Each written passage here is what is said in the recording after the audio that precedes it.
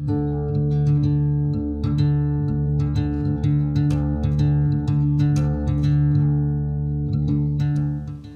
guys, welcome to the fourth Q&A session for my Narrowboat life. If you haven't seen one of these things before, then basically this is just where I answer a load of questions that people have put in the comments on my videos on my channel or on social media, and so I'll just dive in with it straight away. First question is from Susan. How do you keep costs down, especially today and during winter months, cooking meals, heating and general maintenance of the boat? Keep costs down, interesting. So I mean, living on a boat is, as far as I'm concerned, generally cheaper anyway than living when I used to live in rented accommodation. But some of the ways that are specific to living on a boat that I managed to keep costs down, first is the thing you can see behind me, obviously, fire. So I forage all of my wood. So that obviously means that I'm heating to a certain degree my home free, because it's wood that I've got just like from going on walks and finding fallen branches, etc. I think that's obviously a massive reduction in costs. Electricity, generate from solar panels. The rest of the time I have to run my engine, so I guess I have to buy diesel for that. But it doesn't use a lot of diesel when you charge it, and you still always get a little bit of solar, even in the really sort of dull days. So it all depends how much electricity you're using. So my solar panels help me save costs as well. And in terms of cooking meals and that, I'm probably going to do some videos about how I cook on the boat, because there seems to have been some interest in that. And in terms of like how I keep warm on the boat, which I guess comes into the heating, I did a whole video on that just last week, so I will put a link to that here, and you guys can check that video out, and that should answer all your questions. I think it's 5 tips on how to keep warm. So there you go. General maintenance of the boat, I guess you just try and keep an eye on things, but touch wood, my boat is relatively new, and so I don't have to do a lot of really major maintenance yet, because at the moment she's only going into her 4th year of even being a thing that exists, so she's still very new. So there you go. Hope that answers your question, Susan. Andy, there's a thin line between enjoying the solitude and loneliness. How do you navigate that thin trail? Ooh, I like the way you put that. So yeah, I think I have mentioned this and talked about this in videos before, but you're right, Andy, that one of the appealing things about living on a narrowboat, or especially where I am, it means that you get away from the hustle and bustle of life, and you kind of have time to think, so you have peace. But on the colder, sort of more wintry months, that can easily turn to feeling sort of isolation and solitude, and I think I've definitely experienced some of them. I think the trick is I keep myself as busy as I can, and there is a boating community around me of other boaters, and we're all in the same boat, literally. Well, we're not in the same boat, but you know what I mean. So yeah, then we were all kind of experiencing the same things, and so we have a WhatsApp group, and we're chatting, and there are events and things that we go to, so that is a way to help the loneliness, as it were. I hope that answers your question. My life and what it brings. This is their question. I notice all the wood surround is black. Is that painted or burnt? Plus, why did you decide to use that coloured surround? Well, actually, it is not black. It's a very dark brown. It's not painted or burnt. It is a type of wood stain. It's actually a type of wood stain that you use traditionally on sort of outdoor things, like garden things, like decking and stuff like that. The reason I got that is because it helps to waterproof, obviously colours the wood as well, but it also has a bit of grip to it as well, so when I used it on the floors, it meant that it wasn't too slippery on the floors. Yeah, I have done quite a lot of my boat in it, and maybe if I was to do my boat again, maybe I would vary it a little bit, but when I was in the midst of it, you just sort of get into the mode of this is what colour it's going to be, and you get painting it and or staining it, as it were.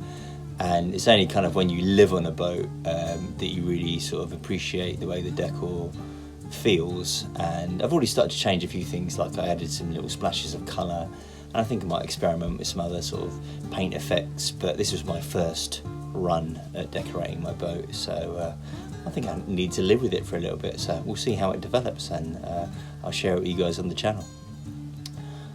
So yeah, I basically decided to use it because that was the aesthetic I went for at the time. I think I described it as haunted ship meets old pub. There you go.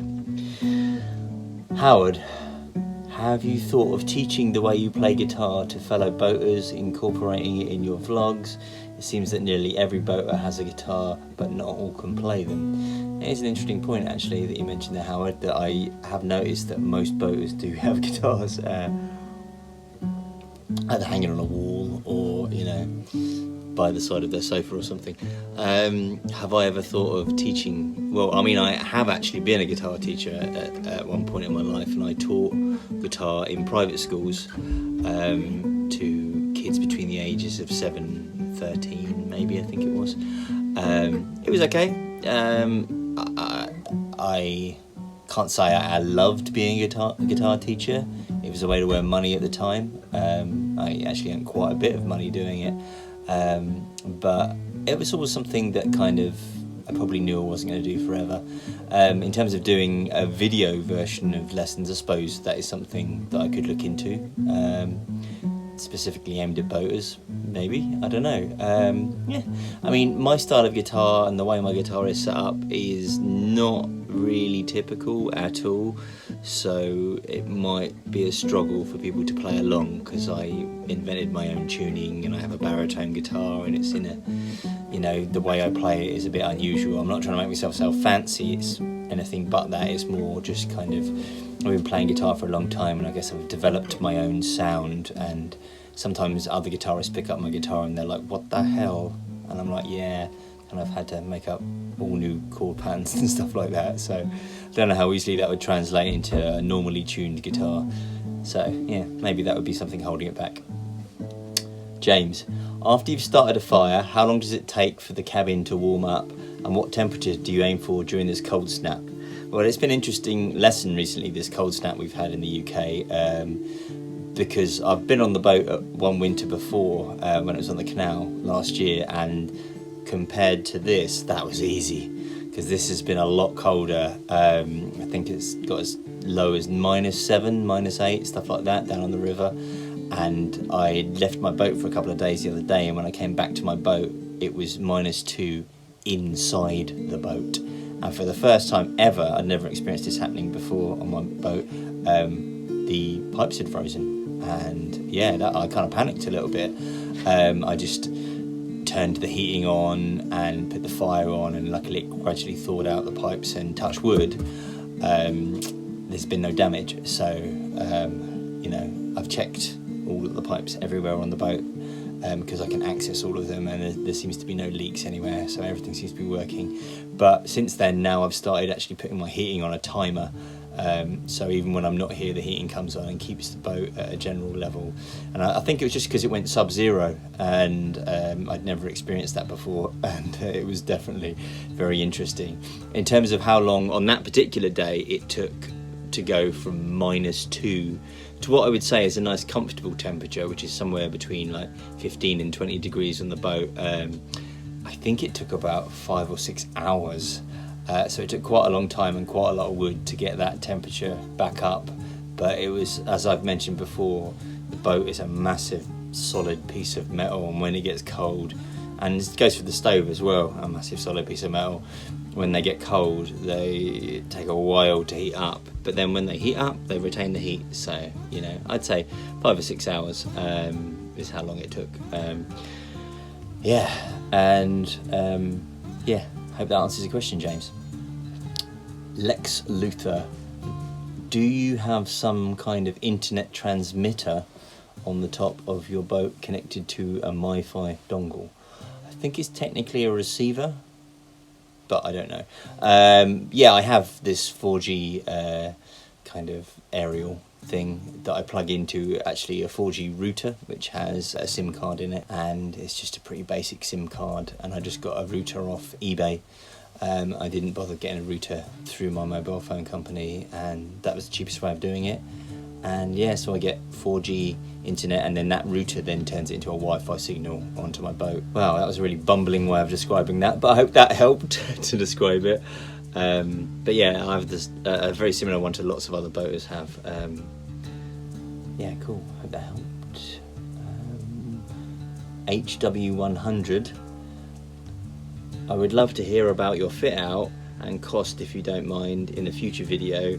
Great channel. Yeah, I mean, I think I would have to do a whole video on the fit out cost, because I don't actually know it. I think I've deliberately not added up all of the money. I could give you sort of general, I mean, the general cost of the boat was just over 35 grand for the sort of the steel hull. That was like, because I got it brand new, obviously, a sail away, and that included like the engine and all the spray foam and basic floor and all the windows and a water tank and various other little bits and pieces. And a rough guess, I would say in total, like for everything and including everything I bought inside the boat, all of the electrics, all of the plumbing, you know, the stove, which wasn't cheap, I would say 45 grand, a rough thing. And they say that, or they did say that for narrowboats, it's about £1,000 a foot, you know, if you're buying one. And I've got a 65-foot boat, and so to spend only 45 on that, I guess, meant that I was already ahead. And I think I did have it valued for insurance purposes, and I think it was worth about 70. So, you know, there you go. Hope that helps. And I will do the video at one point, don't worry. Proper breakdown. Maybe. No, I will definitely do it. Okay, Dave, what sort of setup do you have in your battery management, e.g. charging, types of batteries? I may do a separate video. I know I keep saying this, but it's because a lot of these things are a bit in depth to just answer in a Q&A session.